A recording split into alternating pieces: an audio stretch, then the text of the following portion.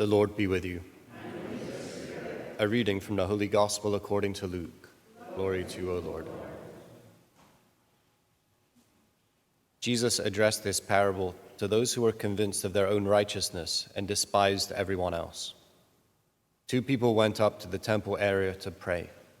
One was a Pharisee, and the other was a tax collector. The Pharisee took up his position and spoke this prayer to himself. O God, I thank you that I am not like the rest of humanity, greedy, dishonest, adulterous, or even like this tax collector. I fast twice a week, and I pay tithes on my whole income. But the tax collector stood off at a distance, would not even raise his eyes to heaven, but beat his breast and prayed, O God, be merciful to me, a sinner. I tell you, the latter went home justified, not the former. For everyone who exalts himself will be humbled, and the one who humbles himself will be exalted. The Gospel of the Lord. Praise to you, Lord Jesus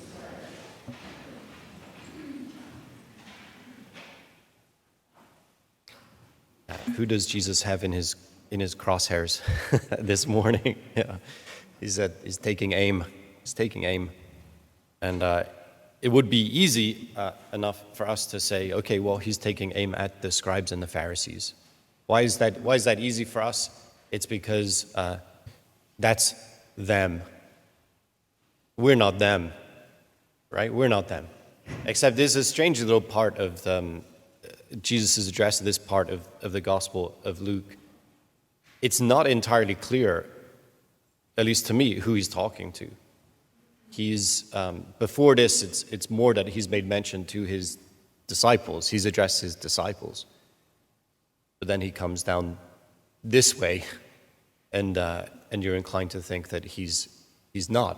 But this is a pretty wide audience when we consider St. Luke's introduction to the scene. Say, those who were convinced of their own righteousness, despised everyone else. There are people who are this kind of caricature, but most of us are not. But we have this place in our heart where we think, yeah, I'm good. It hasn't happened for a while, I will say.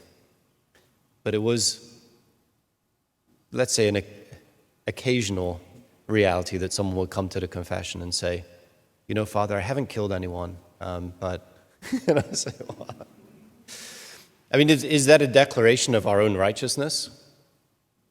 I'm not that bad. Like, I didn't kill anyone. I did these other minor things. What are we doing there? What are we doing? And what does this all mean? How do we take it for ourselves? This is the first, is that we have this in our hearts. And I will say it's not that we tend to self-righteousness, but it's not, perhaps is not always experienced that way. Like, we tend towards, I would say also, self-justification. If you've ever done anything wrong, you've had to justify that before you did it. It's a principle of action. St. Thomas Aquinas, we always act for the perceived good. So you must have convinced yourself that it was good to do what you did. So we tend towards self-justification. We tend towards, I'm going to do it. I'm going to do what I want to do. And I'm, at the same time as I'm doing it, I'm also declaring myself to be in the right.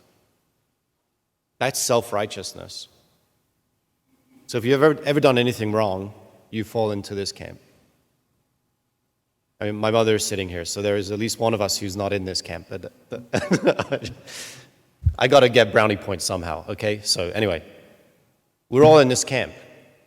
Another way to see this is, like, if we're trying to line up with ourselves, we're like the person in the woods, trying to get out of the woods without any orientation, by the stars or with a compass or whatever. What happens when you try to get out of the woods without external orientation? You go around in circles. You don't get out. That's what self-justification is. We're going round in circles. We're trapped in our own designs. We're trapped in our own plans. We're trapped in ourselves.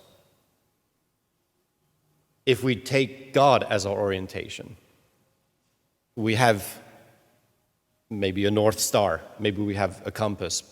But if we take God as our orientation, we can get out of the woods. Because he's the one who's leading. He's our orientation. That's justification. I'm going to line up with God. Am I going to line up with myself? Go around in circles? Am I going to line up with God? And go his way? And that's what our salvation is. And this is the challenge that Jesus is issuing to us today. And what we see play out in front of us is that God is love.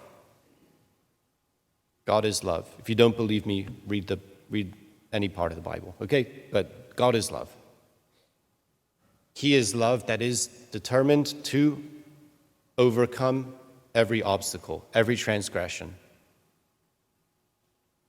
every bit of unworthiness, right? He's determined to do it. But in order for him to do it, we have to turn and ask him to do it for us.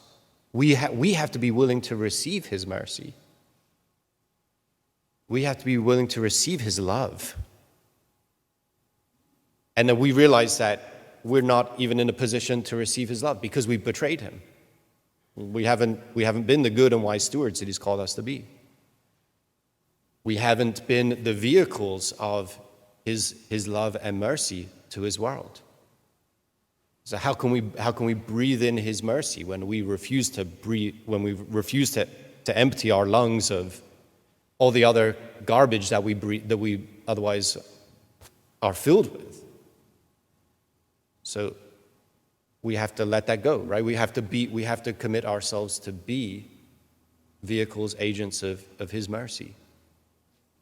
And turning to him, we recognize, like the man who has no resume before God, the tax collector, the sinner, right? The one who betrays Israel's national agenda, according to the Pharisees, the one who's got nothing to offer God by works and all the rest, because he sincerely cries out for God's mercy, he receives it. But the reality is that each and every one of us is in that position.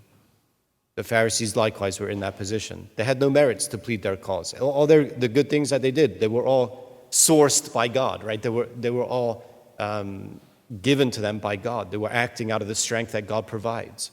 They were cooperating with. Is that the building out of their CV that they can hold in front of God and say, I'm good. I didn't kill anyone. Yeah, I'm good.